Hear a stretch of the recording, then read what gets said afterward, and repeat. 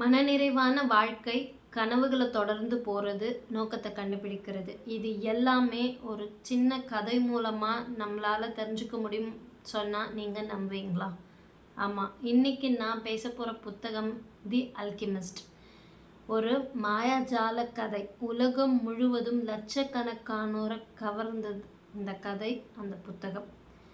ஏன்னா அந்த புத்தகங்களின் பக்கங்களில் நம்ம வாழ்க்கையை மாற்றக்கூடிய கதைகள் இருக்குது. இந்த புத்தகம் பார்த்திங்கன்னா ஒரு தனி மனித வளர்ச்சிக்கான ஒரு புத்தகம்.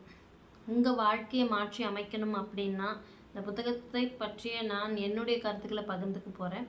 வாங்க பார்க்கலாம். சாண்டியாகோ அப்படின்னு ஆடு மேய்க்கிற ஒரு நபர் பற்றிய கதை தான் இது. அவர் எப்படி தன்னோட கனவுகளை எஜிப்தின் பிரமிடுகளுக்கு போய் தெரிஞ்சுக்கிட்டாரு அப்படின்றத பற்றி தான் இன்றைக்கி நம்ம பார்க்க போகிறோம்.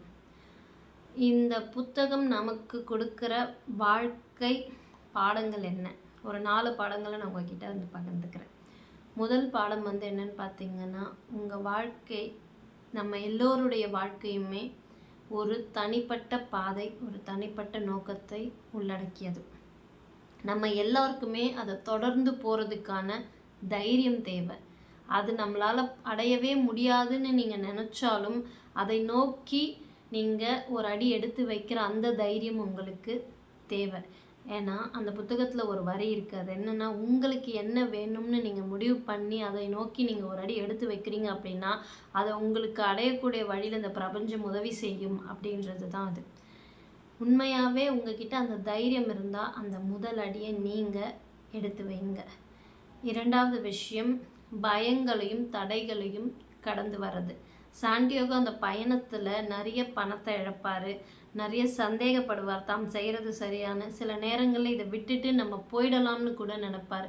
ஆனால் எல்லா பின்னடைவுகளையும் அவர் வந்து கடந்து அந்த கனவை அடைஞ்சிருப்பார். அவர் தேடுற அந்த புதையல் அடைஞ்சிருப்பார். அது மட்டும் இல்லை, அவர் இந்த பயணத்தில் அவர் வந்து ஒரு புதையலை தேடிய பயணம் தான் போவார். ஆனால் அந்த பயணத்தில் அதை விட மிக அதிகப்படியான மதிப்புமிக்க ஒரு விஷயத்தை அவர் தெரிஞ்சுப்பார். அது என்னென்னா, அவரோட வாழ்க்கை நோக்கம் என்ன அப்படின்றதையும் அவர் யார் அப்படின்றதையும் அவர் தெரிஞ்சுப்பார்.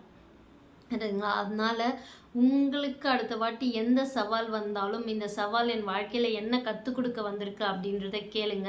அந்த பயத்தை நீங்கள் ஏற்றுக்கிட்டு உங்களுடைய அடுத்த ஸ்டெப்பை எடுத்து வைங்க. மூணாவது விஷயம், உங்கள் இதயத்தை படி கேளுங்க. அதாவது உங்கள் இதயம் சொல்கிறத கேளுங்க.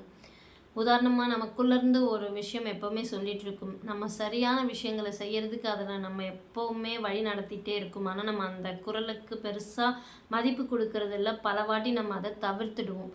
ஆனால் நீங்கள் தேடுற புதையல் எங்கே திரும்ப இருக்குது? உங்கள் இதயம் எங்கே இருக்கோ அங்கே தான் இருக்குது. அதனால் உண்மையாகவே உங்களுக்குள்ளே என்ன வேணும் அப்படின்றத நீங்கள் உள்ளார்ந்து கேட்கும் போதே தெரியும். அதே மாதிரி நீங்கள் பண்ணுறது சரியா தப்பான்றது நீங்கள் வெளியில் எந்த விதத்துலையும் யார்கிட்டையுமே வேலிடேஷன் கேட்க தேவையில்லை. உள்ளுக்குள்ளே அதற்கான பதில் உங்ககிட்ட தான் இருக்குது. நாலாவது விஷயம், அந்த பயணம் தான் உங்களுக்கு முக்கியமே தவிர நீங்கள் போய் சேர வேண்டிய இடமில்லை. அதாவது இது ஒரு அழகான பயணம். அந்த பயணத்தில் நீங்கள் பல பேரை சந்திப்பீங்க, நிறைய வளருவீங்க, நிறைய பாடங்கள் உங்களுக்கு கிடைக்கும். அதாவது சாண்டியாகோ வந்து அந்த பயணத்தில் வழிநடுக்க நிறைய பேர் அவர் சந்திப்பார், நிறைய சவால்கள் சந்திப்பார், நிறைய மென்டாஸ் அவருக்கு கிடைப்பாங்க, நிறைய பாடங்கள் அவருக்கு கிடைக்கும். அந்த மாதிரி நமக்குமே நம்ம இந்த ஒரு பயணம், இப்போ நீங்கள் உதாரணமாக இப்போ நீங்கள் இருக்கிறதுக்கும் ஒரு 10, 15, 20 வருஷத்துக்கும் நீங்கள் பாருங்கள். உங்களுடைய அந்த பயணம் வந்து இன்றைக்கி நீங்கள் எப்படிப்பட்ட ஆளாக இருக்கீங்களோ அப்படிப்பட்ட நபராக உங்களை அந்த பயணமும் அந்த அனுபவங்களும் தான் மாற்றி இருக்கும். அதனால் இந்த பாடங்களை நீங்கள் எடுத்துக்கிட்டு கண்டிப்பாக உங்கள் கனவுகளை தொடர ஆரம்பிங்க. ஒரு ஆடு மேய்க்கிறவர் தன்னுடைய புதையலை நோக்கி போகிறதா இந்த கதை தெரியும். ஆனால் அந்த பயணத்தில் அவர் சந்திக்கிற விஷயங்களும் அந்த புதையல் எங்கே இருக்குது அப்படின்றது தெரிய வரதும் தான் வந்து இந்த புத்தகத்தோட மிகப்பெரிய ஒரு ரகசியம்னு கூட சொல்லலாம். நீங்கள் அந்த புத்தகம் முழுசாக படிக்கும் போது தெரியும்.